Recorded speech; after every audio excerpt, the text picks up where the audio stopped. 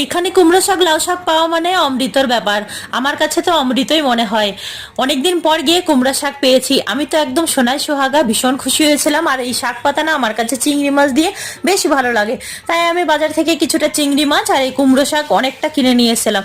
এখানে আবার কুমড়ো শাক কিলো হিসেবে বিক্রি হয়, তো আমি 1 কিলো মতো নিয়ে এসেছিলাম, যেন সপ্তাহে 2-3 দিন খেতে পারি। শাকগুলো ভালো করে বাছাবুচি করে নিলাম, তারপর ধুয়ে টুয়ে মাছটা ভেজে নিলাম। তারপর তেলের মধ্যে দিলাম রাঁধুনি আর রসুন, অনেকগুলো কাঁচা লঙ্কা দিয়েছি, একটু ঝাল ঝাল করে খাবো। লাউ শাক কুমড়ো শাকে আমার বর আলু বেশি পছন্দ করে না, কিন্তু আমাকে আলুটা ভীষণই ভালো লাগে। আমি একটা আলু দিয়ে দিয়েছি আমার জন্য, আমার ছেলেরও এই ঝোলটা ভীষণই ভালো লাগে। তারপর খানিকটা জল দিয়ে দিয়েছি, জলটা যখন ভালো করে টকবকিয়ে ফুটবে তখন শাকগুলো দিয়েছি। শাকগুলো ভীষণই কচি কচি ছিল, তার জন্য খেতেও খুব ভালো হয়েছিল আর জলদি হয়েও গেছিল। তারপর দিয়েছিলাম চিংড়ি মাছগুলো, দিয়ে খানিকটা ফোটার পর নামিয়ে নিয়েছিলাম। এই রান্নাটা আমার শ্বশুর বাড়ির স্টাইলের, খেতে আমার ভীষণই ভালো লাগে। তো চলো আজকে টাটা, ভালো লাগলে সাবস্ক্রাইব।